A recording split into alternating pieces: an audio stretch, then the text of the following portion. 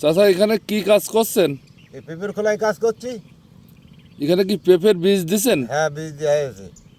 তো এখানে কতটুকু জমি এটা করছেন? কাটাকানি জমি হবে। তো কত হাজার বীজ এখানে ফেলাইছেন? 6,000 6,500 বীজ ফেলানো হয়েছে। তা আপনার হাতে দেখছি খুব সূক্ষ্ম একটা নিড়ানি। হ্যাঁ, নিড়ানি। তো এটা দিয়ে কিভাবে কাজ করছে? এটা আস্তে আস্তে খলতে খলতে ঘাসগুলো মারা হচ্ছে। তো খুব সূক্ষ্মভাবে করতে হবে। সূক্ষ্মভাবে না এসে নষ্ট হয়ে যাবে চারা সব। খুব তো ধীরে ধীরে করতে হবে।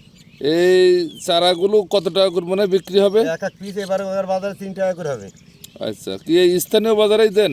হ্যাঁ, এই বাজারে গ্রামের এই চাষিরাই নেবে। কতদিন সময় লাগে? মাস দেড়েকের ভিতরে কভার হয়ে যাবে, বড় হয়ে যাবে। তো কি চৈত মাসে লাগানো হবে। কি জাতের পেঁপে এটা? এগুলো এগুলো আমাদের এই দেশীয় গাছে নিজেদের রাখা, কিন্তু মাঠে চাষ করা হয়, সেই মাঠের গাছে সব রাখা, কিন্তু মূলত সব ওই আইরেট ধরনের জাতীয় বলা হয়। এমনি গাছ বেশি বড় হবে না, মাল হবে পর্যাপ্ত পরিমাণ। পেঁপে ভালো হয়। পেঁপে খুব ভালো হয়। আচ্ছা।